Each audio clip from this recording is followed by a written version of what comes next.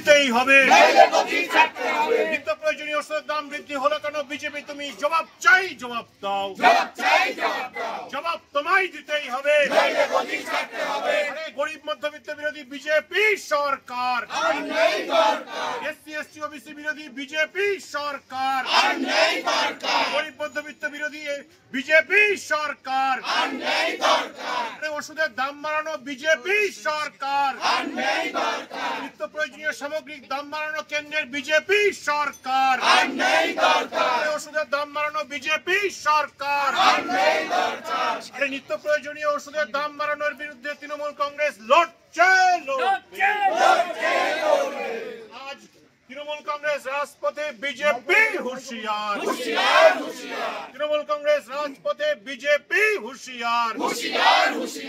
এই লড়াইয়ের নেত্রীকে,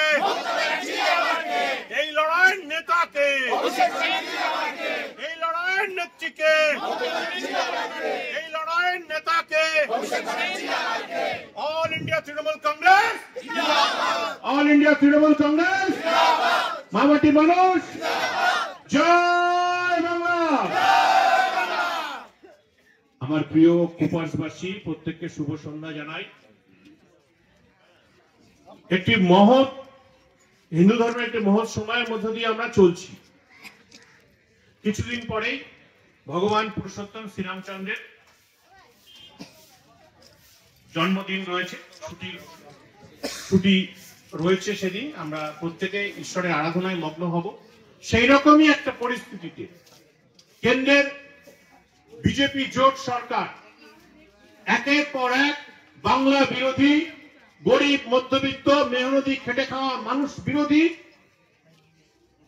আইন এবং বিভিন্ন সব ভার্ডিক্ট তারা নিয়ে আসছে। আমরা দেখেছি কিছুদিন আগে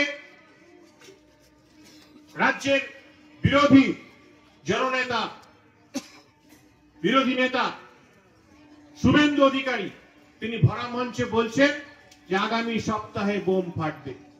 কি করে তিনি জানছেন যে আগামী সপ্তাহে সুপ্রিম কোর্ট পশ্চিমবঙ্গের 26,000 শিক্ষক শিক্ষিকাদের চাকরি কেড়ে নেবে? অর্থাৎ এর মধ্য দিয়ে প্রমাণ হয় যে বিজেপি সুপ্রিম কোর্টকে কলুষিত করছে। আমরা কি দেখছি বন্ধুরা?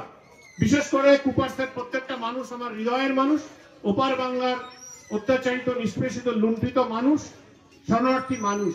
আপনাদের জানা প্রয়োজন যে অভিজিৎ গাঙ্গুলি যিনি হাইকোর্টে জাজ ছিলেন, তিনি এই শিক্ষকদের চাকরি নিয়ে তাদের চাকরি বাতিল করার পক্ষে রায় দিয়েছিলেন হাইকোর্টে। পরবর্তীতে তিনি চাকরি মেয়াদ শেষ হওয়ার আগেই তিনি চাকরি ছেড়ে দিলেন, বিচারপতির চাকরি ছেড়ে বিজেপির টিকিট পেলেন। পশ্চিমবঙ্গের কোন মানুষের বুঝতে বাকি নেই যে বিচার ব্যবস্থাও কেন্দ্রের বিজেপি সরকার কিনে নিয়েছে। আজ আমরা বড় অসহায়, কিন্তু মনে রাখতে হবে যখন মানুষের পিঠ দেওয়ালে ঠেকে যায় সেই সময় যার নেতৃত্বে আন্দোলন হয় সেই অগ্নিকন্যার নাম মমতাময়ী, মমতা ব্যানার্জি। তাই আমাদেরকে রুখে দাঁড়ানোর সময় এসেছে, আমাদেরকে রুখে দাঁড়ানোর সময় এসেছে। আমরা দেখলাম সুপ্রিম কোর্ট বিজেপির বর্তমান এমপি প্রাক্তন বিচারপতি অভিজিৎ গঙ্গোপাধ্যায়ের যে রায়, সেই রায়কে বহাল রেখে যোগ্য অযোগ্য মিলে 26,000 শিক্ষক যারা সমাজ গড়ছে, যা কিছুদিন পরে এক্সাম বাচ্চাদের সেই স্কুলগুলো থেকে তাদেরকে বিতাড়িত করলো, তাদের চাকরি খেয়ে নিল সুপ্রিম কোর্ট। আর সুপ্রিম কোর্টের সেই বিচারপতিকে তারপরের দিনই দেখা যাচ্ছে মোদিজির সঙ্গে দেখা করছে, নরেন্দ্র মোদীর সঙ্গে দেখা করছে। নিশ্চিতভাবে বুঝতে হবে সেও আগামী দিনে রাজ্যসভা বা লোকসভা বিধানসভার টিকিটের ধান্দা করছে।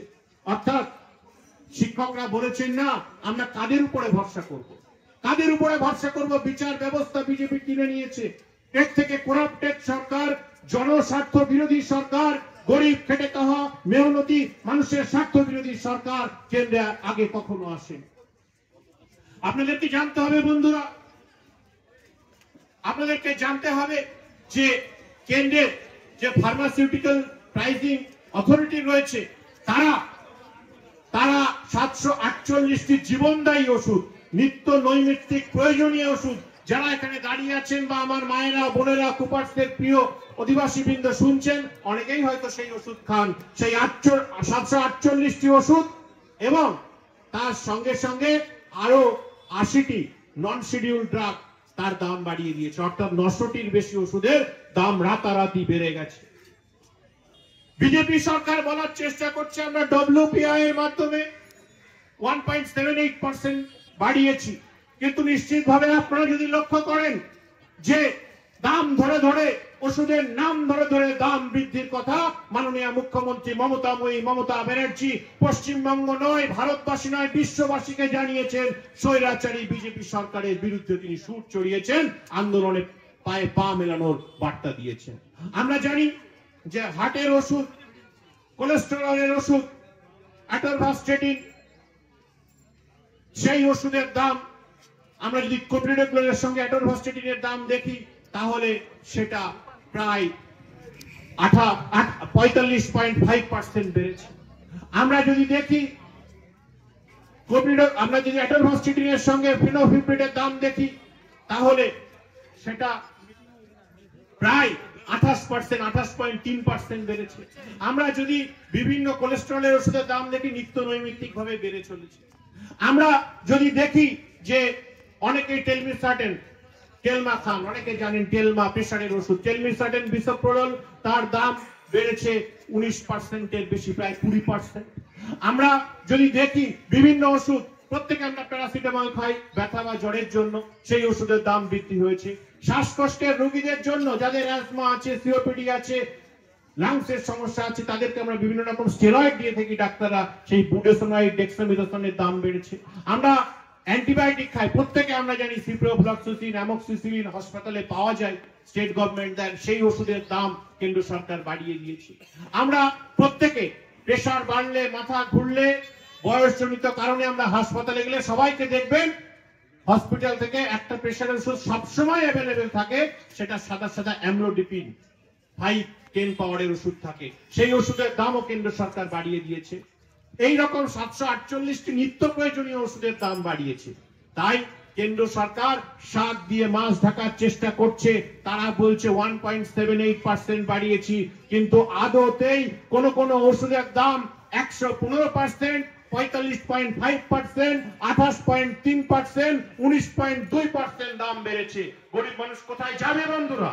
আমরা কোথায় যাব? কুপারবাসী, বাংলাবাসী, ভারতবাসী কোথায় যাব? এ তো আদানি আম্বানিদের দল, বিজেপি দল ভারতবর্ষটাকে বিক্রির কিনারায় নিয়ে গেছে।